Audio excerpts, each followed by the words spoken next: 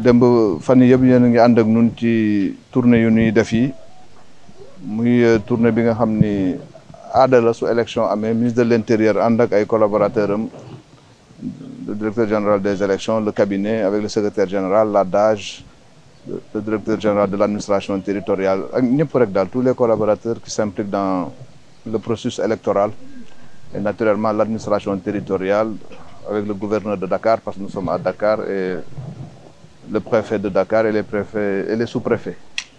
Nous avons parcouru ce matin les 5 départements de la région de Dakar pour nous livrer au même exercice de vérification sur la base d'un échantillonnage qui a été fait par la DGE avec l'ensemble des acteurs pour vérifier la mise en place du matériel électoral. Et vous avez constaté avec nous que le matériel était disponible dans l'ensemble des centres que nous avons visités. Et par extension, nous présageons qu'il en est de même dans tous les autres centres de vote. Et de ce point de vue, l'organisation matérielle ne devrait pas connaître de difficultés majeures. Il y aura toujours le jour du scrutin peut-être quelques détails que nous ne souhaitons pas. Mais en tout cas, il y a une organisation qui permet de parer au plus pressé chaque fois qu'il nous sera donné de constater des dysfonctionnements, quels qu'ils soient, pour que ce scrutin se passe dans les meilleures conditions, que les Sénégalais puissent s'exprimer librement, dans la plus grande transparence, mais surtout dans le calme et la sérénité. Une consultation électorale dans un pays démocratique comme le Sénégal doit être banalisée. Ça doit être un moment de respiration et non un moment de tension.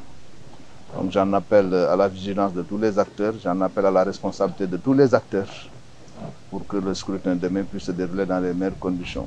Occasion pour rendre également hommage aux forces de l'ordre et de sécurité qui sont mobilisées, comme vous le constatez, pour sécuriser le vote, pour sécuriser l'ensemble des opérations, pour sécuriser les électeurs eux-mêmes et sécuriser tous ceux qui seront amenés à intervenir, parce que nous avons beaucoup d'invités dans les centres et dans notre pays avec les observateurs qui y séjournent.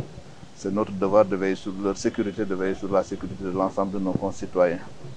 Et nous appelons les différents acteurs à nous aider à faciliter le travail des forces de défense et de sécurité qui sont amenés à collaborer également avec la presse pour faciliter le travail de collecte de l'information. Parce que le premier critère de la transparence, c'est la bonne information. S'il y a une bonne information, nous partons sur de très bonnes bases pour qu'il y ait de la transparence. Et aidez-nous à relayer la bonne information. Et la bonne information, c'est la bonne source. Il y a des sources officielles, notamment la Direction générale des élections, il y a la Sénat, il y a des structures qui organisent cette élection, il y a l'administration territoriale. Adressez-vous aux bonnes sources pour avoir la bonne information. Ça nous permettra d'éviter la désinformation qui peut être source de tension. Tout ce qui peut être fait pour proscrire la tension, il faudra le faire. Donc c'est cet appel que je voudrais lancer à l'ensemble des acteurs du processus électoral dont vous êtes.